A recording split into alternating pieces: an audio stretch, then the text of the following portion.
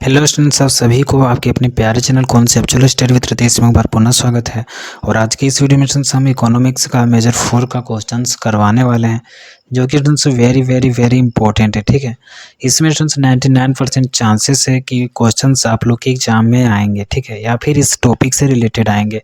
इससे बाहर एक भी क्वेश्चंस आप लोग के एग्जाम में देखने को नहीं मिलेगा। स्टूडेंट्स हो सकता है इसमें डिटेल में दे दे, या हो सकता है इसको घुमा के दे दे, लेकिन इससे बाहर आपका बिल्कुल भी नहीं देखने को मिलेंगे। ठीक है, तो चलिए स्टूडेंट्स देखते हैं सबसे पहला क्वेश्चंस क्या है। अगर आप चैनल में नए होंगे तो जरूर से सब्सक्राइब कर लीजिएगा, क्योंकि इसका आंसर वगैरह भी अवेलेबल हो सकता है। ठीक है, और भी बहुत सारे क्वेश्चंस आएंगे, तो आप लोग सब्सक्राइब जरूर से कर लीजिएगा। देखिए स्टूडेंट्स क्या है, मेजर 4 में पर्यावरण प्रदूषण के कारण, परिणाम और नियंत्रण के उपायों को लिखिए। तो ये तो आप लोग को आता ही होगा स्टूडेंट्स कि पर्यावरण क्या होता है, पर्यावरण प्रदूषण क्या होता है, इसके कारण क्या क्या हैं, और प्रदूषण के परिणाम क्या हैं। ठीक है, और इसका नियंत्रण के उपाय कौन कौन से हैं।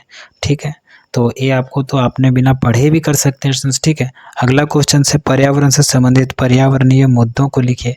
पर्यावरणीय मुद्दों के अंतर्गत हम कह सकते हैं स्टूडेंट्स की ग्लोबल वार्मिंग वगैरह है। ठीक है, और ओजोन परत का क्षय है। तो ये सारा क्या है, पर्यावरणीय मुद्दे ही तो हैं। आगे देखिए 3 नंबर क्वेश्चन देखिए, पर्यावरण प्रबंधन की संकल्पना, भागीदारी और इसके लाभों को लिखिए। पर्यावरण का प्रबंधन क्यों जरूरी है। अगर पर्यावरण का प्रबंधन नहीं किया जाए तो इस तरह से पर्यावरण नष्ट हो जाएगा, और नष्ट होने के कारण से मनुष्य को बहुत दिक्कत होगा जीवन में। ठीक है, तो इसके लाभों को देखिए। पर्यावरण प्रबंधन की संकल्पना और भागीदारी और इसके लाभों को लिखिए। तो जो भागीदारी करते हैं स्टूडेंट्स और वो पर्यावरण प्रबंधन करते हैं, उसके क्या क्या लाभ हैं उसके बारे में लिखने बोला जा रहा है। पर्यावरण और इसके सतत विकास की अवधारणा। देखिए, पर्यावरण तो अभी जो हम लोग उपभोग कर रहे हैं या फिर जो प्रयोग कर रहे हैं स्टूडेंट्स, जिसका सुख ले रहे हैं आज हम पर्यावरण का, हरियाली का, वो आगे भी बना रहे। सतत विकास यानी कि आगे भी बना रहे। इस अवधारणा और इसकी विशेषताओं तथा नियमों को लिखिए।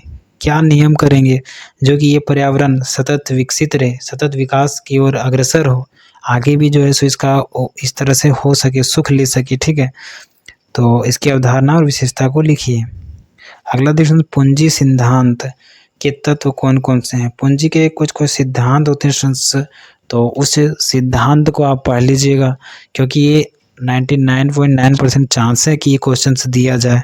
ठीक है, तो आप लोग रेडी करके रखिएगा, तभी आप लोग लिख पाइएगा। अगला क्वेश्चन, बाह्यताओं की अवधारणा। बाह्यताओं की अवधारणा, प्रकार और नकारात्मक पर्यावरणीय बाह्यताओं को नियंत्रित करने के उपायों को लिखें। तो यहाँ बाह्यताओं की अवधारणा के बारे में है, इसको इंग्लिश कर लीजिएगा, इंग्लिश मीडियम वाले, ताकि बढ़िया से समझ में आ जाए आप लोग को। ठीक है, बाकी चीज़ें तो सारा सेम ही होती है। इसके नकारात्मक पर्यावरणीय बाह्यताओं को नियंत्रित करने के उपाय। ठीक है, इसके नेगेटिविटी को कम कैसे किया जा सकता है या ख़त्म कैसे किया जाता है, उसका उपाय पूछ रहा है। देखिए, सार्वजनिक वस्तु के रूप में पर्यावरण का वर्णन कीजिए। जो पर्यावरण ये मेरा नहीं है या आपका नहीं, ये सार्वजनिक वस्तु के रूप में है। ठीक है, यानी सभी का है और सभी इसका उपभोग करते हैं, तो सभी का जिम्मेदारी बनता है कि इसको सुरक्षित रखे, इसको आगे बढ़ाए, इसको और ज़्यादा पेड़ पौधे लगाए। ठीक है, और हरियाली को बनाए रखे, वनोन्मूलन न करे।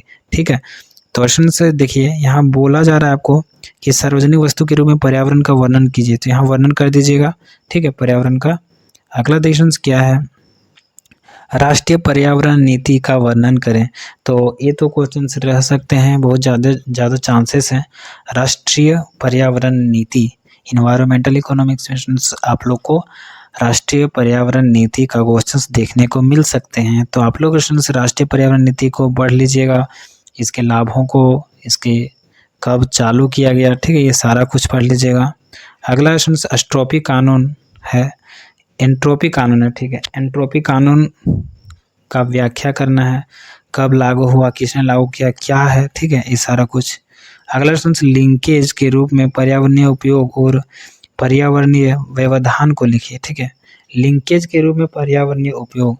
तो लिंकेज के रूप में, लिंकेज क्या होता है उसको आप लोग को देख लेना है। पर्यावरणीय उपयोग, लिंकेज के रूप में पर्यावरण का उपयोग और पर्यावरण व्यवधान, पर्यावरण में बहुत सारे व्यवधान आते हैं उसको लिखना है, ठीक है।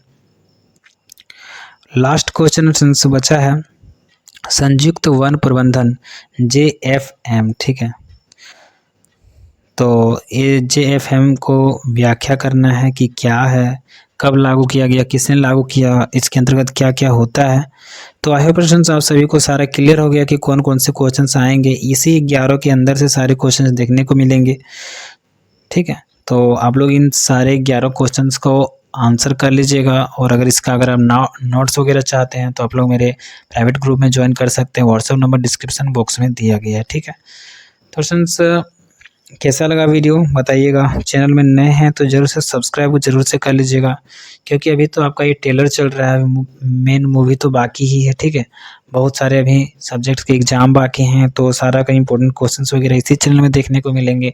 तो जल्दी से जल्दी सब्सक्राइब कर लीजिए इस चैनल को, ताकि आप लोग आगे भी देख पाएँ, ठीक है। और थैंक्स फॉर वॉचिंग स्टूडेंट्स। फिर मिलेंगे नए इंटरेस्टिंग वीडियो के साथ, तब तक के लिए जय हिंद, वंदे मातरम।